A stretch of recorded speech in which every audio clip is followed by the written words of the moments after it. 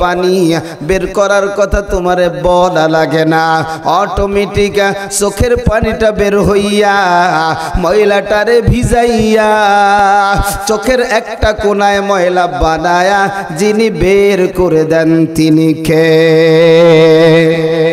ওরে যুবক, আমার তেলাওয়াতকৃত যেই সূরা সূরাতুল আসর, এই সূরাটার অনেক দাম।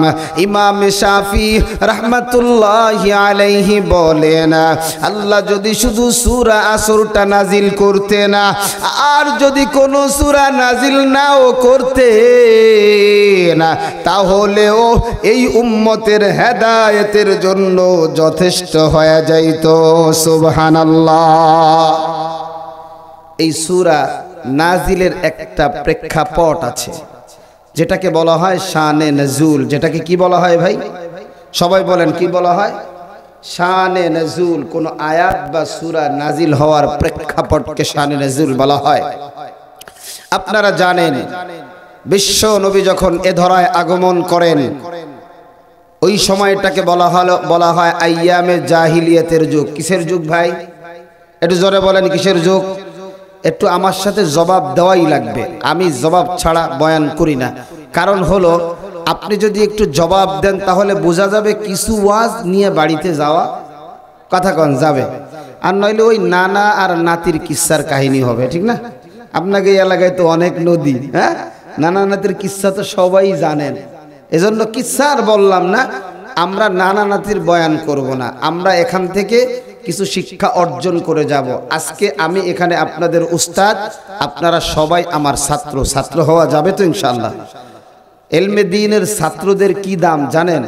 ছাত্ররা যেই রাস্তা দিয়ে হাঁটে আল্লাহ পাকের রহমতের ফেরেশতারা তাদের পায়ের নিচে ডানা বিছায়। এটি জোরে কোন সুবহানাল্লাহ। সেজন্য আপনাদের দাম আজকে অনেক বেশি। আমরা এখান থেকে কিছু শিখবো তো ইনশাআল্লাহ? একটু শিখবো তো ইনশাআল্লাহ? নাকি শীতের কারণে ঘুমায় গেছেন? শরীরে একটু শীত আসছে, হ্যাঁ, একটু লাড়াচাড়া দেওয়া লাগবে নাকি? একটু লাড়াচাড়া দেওয়া লাগবে। লিল্লাহি তাকবীর, লিল্লাহি তাকবীর, লিল্লাহি তাকবীর। নাস্তিকতা নিপাত যাক, দিন ইসলাম জিন্দাবাদ। নাস্তিকতা নিপাত যাক, দিন ইসলাম জিন্দাবাদ। কোটি প্রাণে একই আওয়াজ, খোদাদ্রোহী ছাড় পাবে না, এই বাংলায় ঠাই হবে না, মুসলমানরা জেগেছে আজ, ঠিক না? জোর কদমে সামনে চলো, চলো চলো সামনে চলো, বজ্র কণ্ঠে আওয়াজ তোলো, সবাই মিলে একই তালে দাও না স্লোগান, নারায়ে তাকবীর, নারায়ে তাকবীর। দিন ইসলাম, দিন ইসলাম জিন্দাবাদ, জিন্দাবাদ। ইসলামেরই জন্য দেশের হয়েছে জন্ম, ইসলামের বিরুদ্ধে গেলে দেশ হবে ভিন্ন, ঠিক না? ইসলামের বিপক্ষে যারা নিয়েছে অবস্থান, এই বাংলায় ঠিক হবে না, যাও হিন্দুস্তান। জোর কদমে সামনে চলো, চলো চলো সামনে চলো, বজ্র কণ্ঠে আওয়াজ তোলো, সবাই মিলে একই তালে দাও না স্লোগান, নারায়ে তাকবীর, নারায়ে তাকবীর। মুসলমানের এই দেশেতে নাস্তিকদের ঠাঁই নাই, নাস্তিকদের পক্ষে যারা তাদের কোনো রক্ষা নাই। মুসলমানের এই দেশেতে ইস্কনদের ঠাঁই নাই, ইস্কনদের দালাল যারা তাদের কোনো রক্ষা নাই। এই দেশেতে থাকতে হলে কোরআন মানতে হবে, কোরআন না মানলে তারা বিতাড়িত হবে। জোর কদমে সামনে চলো, চলো চলো সামনে চলো, বজ্র কণ্ঠে আওয়াজ তোলো, সবাই মিলে একই তালে দাও না স্লোগান, নারায়ে তাকবীর, নারায়ে তাকবীর। দিন ইসলাম, দিন ইসলাম। কোরআন হাদিস যেখানে, গান বাজনা যেখানে, এ চৌহালির মুসলমান, এ কুদালিয়া এলাকার যুবক, কানটা খুলে শোনা নাও, বাংলার জমিন পবিত্র জমিন, শাহজালালের বাংলা, শাহপরানের বাংলা, শাহ মখদুমের বাংলা, হাজি শরীয়তুল্লাহর বাংলা, সৈয়দ ইসহাকের বাংলা, সৈয়দ ফজলুল করিমের বাংলা, আহমদ শফির বাংলা, শেখুল হাদিসের বাংলা, মুফতি আমিনীর বাংলা, জনায়েত বাবু নগরীর বাংলা। আর যাই হোক, এদেশে কোনদিন বেঈমানদেরকে মাথা চারা দিয়ে উঠতে দেওয়া হবে না, হবে না, হবে না। ঠিক কিনা বলো? কারণ আমরা সব দিতে পারি, আল্লাহ এবং রাসূলের ব্যাপারে কোনো স্যাক্রিফাইস করতে। আরো জোরে বলেন। যদি নবীর বিরুদ্ধে আমার নেতা কথা বলে, নবীর বিরুদ্ধে যদি আবার নেত্রী কথা বলে, নবীর বিরুদ্ধে যদি আমার বাবা কথা বলে, নবীর বিরুদ্ধে যদি আমার ওই সন্তান কথা বলে, আমার মা কথা বলে, আমরা এগুলো কিচ্ছু দেখব না। সবার আগে নবী আর আল্লাহ। ঠিক কিনা বলো? কারণ আমাদের পরিচয় একটাই, আমরা কার গোলাম? জোরে বলেন, কার গোলাম? আল্লাহর গোলাম যারা হয়, আল্লাহ ছাড়া কারো সামনে মাথা নত। আরো জোরে বলেন, মাথা নত। আমরাও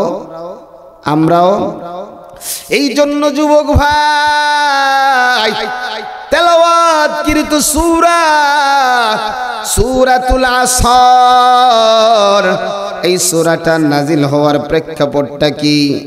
আমার নবীর একজন সাহাবী হযরত আবু বকর সিদ্দিক রাদিয়াল্লাহু তাআলা আনহু। আবু বকর অনেক বড় ব্যবসায়ী ছিলেন। আবু বকর বড় দামি মানুষ। আবু বকরের সাথে বেঈমানের এক বন্ধু, তার বেঈমান অমুসলিম অবস্থায় এক বেঈমানের সাথে ব্যবসা করত। যখন আবু বকর মুসলমান হয়ে যায়, আবু বকর বলে, তোমার সাথে আর কোনো ব্যবসা আমার নাই। কারণ বেঈমান আর মুসলমান কোনোদিন বন্ধু হতে পারে। আরো জোরে।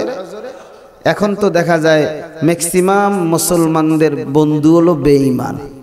কথা কন, আরো জোরে কন। বাংলাদেশে যেই ক্ষমতায় আসে, ভারতের 5-8টা গোলাম হয়ে যায়। ঠিক কিনা বলে?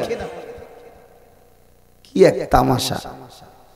মনে রাখবা, ইসলামকে যারা ধ্বংস করতে চায়, কোনোদিনও তারা সাকসেস হতে পারবে। আরো জোরে বলেন, পারবে। মুসলমানের বন্ধু হবে মুসলমান। মুসলমানের বন্ধু কি? আরো জোরে বলেন, কে? বেঈমানরা কোনোদিন মুসলমানের বন্ধু হতে। আরো জোরে বলেন। হযরতে আবু বকর ইসলাম ধর্ম গ্রহণ করার পর সাথে সাথে তার সাথে ব্যবসা বাণিজ্য ছিন্ন করে নিলেন।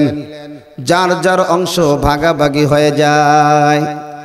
দীর্ঘদিন পরে ওই বেঈমানটার সাথে আবু বকরের দেখা। আবু বকর, তুমি কেমন আছো? বলে, আলহামদুলিল্লাহ, বড় ভালো। কারণ মুসলমানরা সবসময় কি থাকে? জোরে কন, আরো জোরে কন। ভালো থাকে। এখন বলবেন, হুজুর আমার তো অনেক বেশি ডায়াবেটিস। তোমার তো অনেক বেশি ডায়াবেটিস আছে।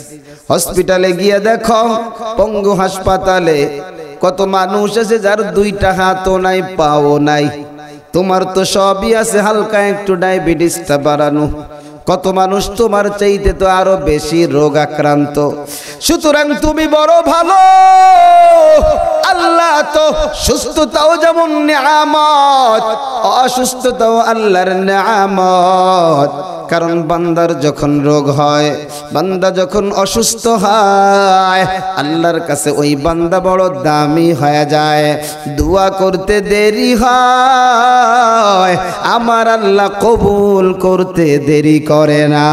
সুবহানাল্লাহ। আবু বকরকে বলছে, আবু বকর কেমন আছো? বলে, খুব ভালো। তো বলছে, এত ভালো আছো তো তোমার সম্পদ কেমন আছে? বলে, আমার সম্পদ এত। আবু বকরকে বলতেছে, ওই বেঈমান বন্ধু, আমার সাথে যখন ভাগ হয়ে গিয়েছিলা তখন তো তোমার সম্পদ এত ছিল, এখন এত কমে গেছে, তো তোমার দুনিয়াও শেষ, আখিরাতও শেষ। নাউজুবিল্লাহ পড়ে, আরো জোরে পড়ে। আবু জাহাল, উতবা, শাইবা, খালিদ ইবনে মুগীরা, আস ইবনে ওয়ালিদ এদের এই কথাটা শুই না আবু বকরের মনটা খারাপ হয়ে গেল। আমার নবীর দরবারে আবু বকর হাজির। আবু বকর হাজির হয়ে বলেন, ও পয়গম্বর, আমার ওই বন্ধু বলছে আমার নাকি দুনিয়া ও আখিরাত বরবাদ। যারা ইসলাম ধর্ম গ্রহণ করে আল্লাহ রে আল্লাহ বলে মানে এদের বলে সব শেষ হয়ে যায়। ওরে যুবক, আমার নবী এই কথাটা শুনিয়া আমার নবী পেরেশান হয়ে যায়, আমার নবী টেনশনে পড়ে যায়। আমার নবীর যখন মনটা খারাপ থাকে, আমার নবীর যখন মনটা বেজার থাকে, আমার নবীর দিকে যিনি তাকায়া থাকেন তিনি কে? আরো জোরে বলেন কে? বর্তমান যেই মাসটা চলতেছে এই মাসের নাম কি? রজব মাস। নাম কি? এর জোরে কর নাম কি? এই মাসে আমার আল্লাহ আমার নবীরে কি পরিমাণ বরকত দিয়েছিলেন আপনারা জানেন? এই মাসের এই 27 তারিখ রজনীতে আমার আল্লাহ আমার নবীরে তার বাড়িতে নিয়ে সম্মানিত করেছেন। সুবহানাল্লাহ। বাড়িটা কোথায়? আরো জোরে কয় না, আরো জোরে কয় না। আরো সোহে দেখছেন? আরো সোহে দেখছেন? ইনশাল্লাহ এক সময় দেখবো, ঠিক আছে না? ইনশাল্লাহ আমার আল্লাহর আরশে নিয়া আল্লাহর বন্ধুরে বুঝায়, বন্ধু তোমার স্ত্রীরে আমার দরবারে নিয়ে আসলাম, তোমার চাচারে আমার দরবারে নিয়ে আসলাম, তুমি বেজার। দেখো আমি বন্ধুর ক্ষমতাটা কত বিশাল, আমি তোমার বন্ধুর ক্ষমতাটা যত জায়গায়, তুমি নবীর নবুয়াত তত জায়গায়। সুবহানাল্লাহ জোরে কর। যতবার সুবহানাল্লাহ কবেন তো জান্নাতে গাছ লেগে যাবে। সুবহানাল্লাহ কর। এজন্য আজকের জবানার বন্ধ রাখা যাবে না, ঠিক আছে? ইনশাল্লাহ। নাকি আলোচনা খারাপ লাগতেছে আপনাদের? ছেড়ে দেবো না চলবে? আর মোটামুটি 10-20 মিনিট হলে তো চলবে ইনশাল্লাহ। হ্যাঁ, আরো বেশি। কত সময়? আল্লাহ বক্তা এবং শ্রোতার যতটুকু দরকার ততটুকু